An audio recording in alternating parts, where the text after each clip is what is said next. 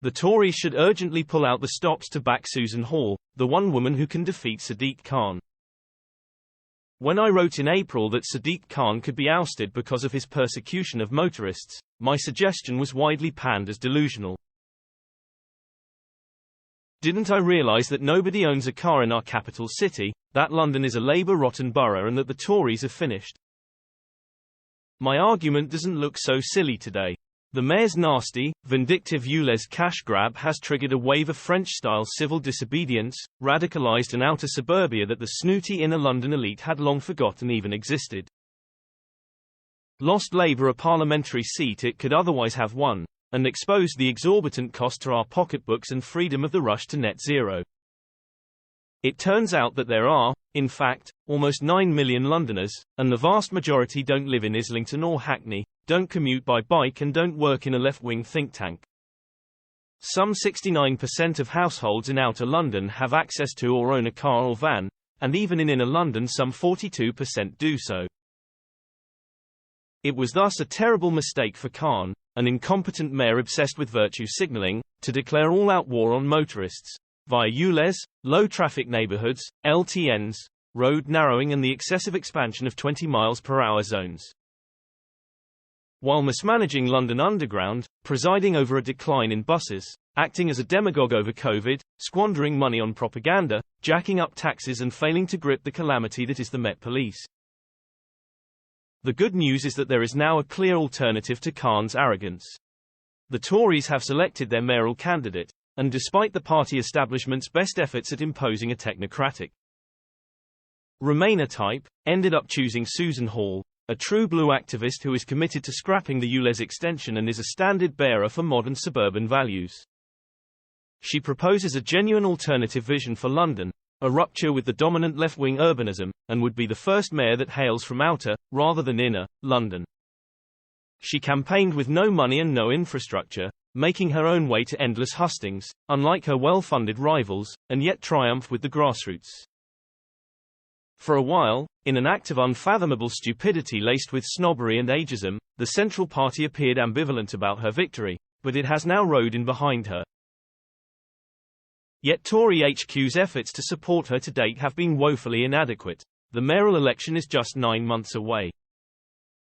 Rishi Sunak and Greg Hands, the Conservative chairman, must urgently ensure that the party does all in its power to improve her profile, help her raise funds and build the best campaign team in the business.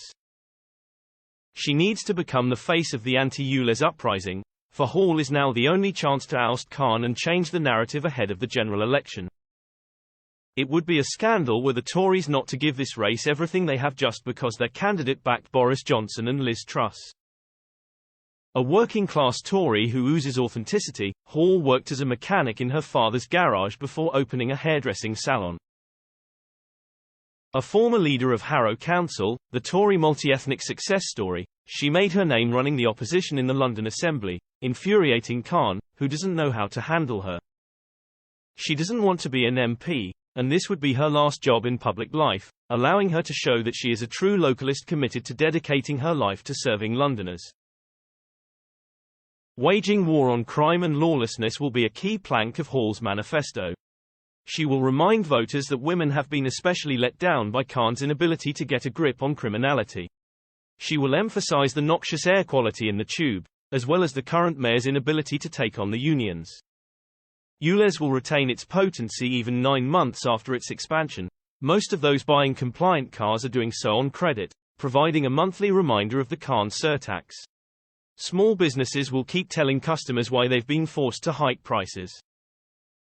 Many Londoners don't believe Khan's denials over whether he would like to further extend Ulez, or impose punitive per-mile charges on driving. These issues will be central to next year's election. Labour's lines of attack on Hall are already clear. They are going to emphasise her support for Brexit. Even though Leave grabbed more votes in London, 1,513,232, than Khan managed even with second preferences, 1,310,143. They will go through Hall's tweets, and highlight her support for Donald Trump. There is a dirty tricks campaign in the making. Despicably, Hall has been accused of racism for wanting to move the Notting Hill Carnival to a safer venue, a policy even Ken Livingstone advocated and which many voters would back given the stabbings, the arrests and the assaults on the police. Some activists want to dismiss her as a Karen, a disgusting term used by the ultra-woke in America to attack white women. Her words on crime have been appallingly misconstrued by Labour as an attack on black Londoners. Hall also faces problems from the right.